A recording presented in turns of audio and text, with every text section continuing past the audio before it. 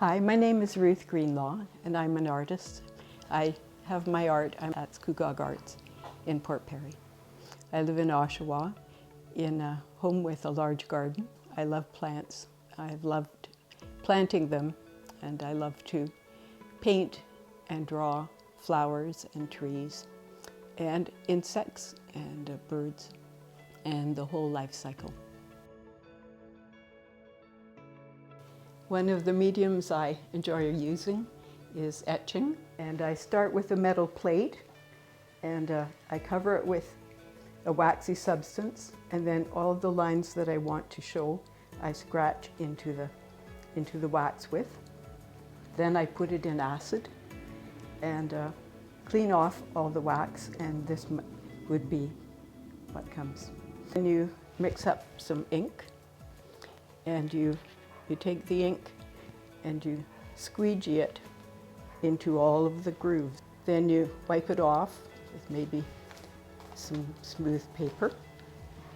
Meanwhile, your paper has been soaking because it needs to be very soft so that when the press pushes it into the grooves of the plate, then it will be so soft and malleable. This is my etching press. You turn the handle to move it. There's a metal roll here that pushes the paper into the plate. Then I bring the paper and cover it with more paper, because you don't want the blankets to get damp.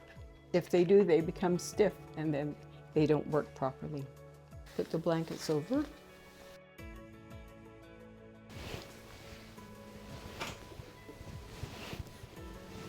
I can feel when it reaches the end of the plate. Then I think it needs to be tighter. And then I do it one more time the other way.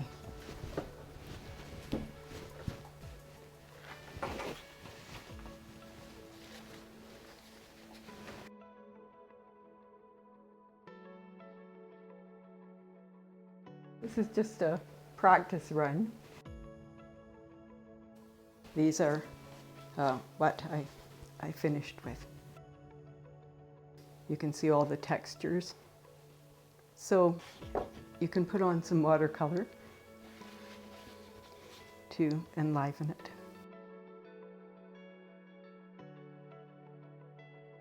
This is a form of etching. It's called dry point. And the birds in both of these pictures have been created with dry point. This is part of a series of seed birds. I like to tell the relationship between the bird and its food. I think it's important to keep wild plants and plants that produce seeds that the birds like. We shouldn't be digging them up and getting rid of them. I'd like to tell about my pastels now. Once you decide you want to try pastels, you need to buy the pastels, and they come in a range of hard pastels through to soft, very soft pastels. Usually you lay them out in this way, where you have warms and cools, the range of colors this way. You see the blue and then darker blues. Most people use a sandpaper. So these are sandpapers. They have a texture to them. And they come in different colors, but you can tint your own to any color you want. This is my pastel of peonies. This is the peony after it has lost all its petals. And you see just the filaments, and then the center part enlarges and seeds are forming in it. I thought that was perhaps a little different than just showing the peony in all its beauty. So this has been a fascinating medium as well for me to learn about. Another medium I like to use, and this was one of the earliest media, is watercolor, but it's not a very easy or forgiving medium.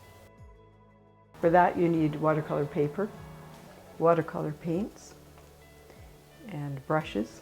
The higher quality the better. You can have fine brushes and ones that hold more As you can see, I use it to paint flowers. It seems one of the best ways to depict them.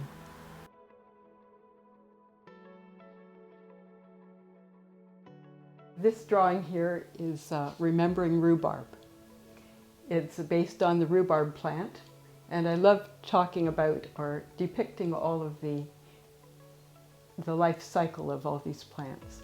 So if you look at the bottom, this is where it's sprouting out of the ground, little tiny ones with the leaves all curled up, but big roots.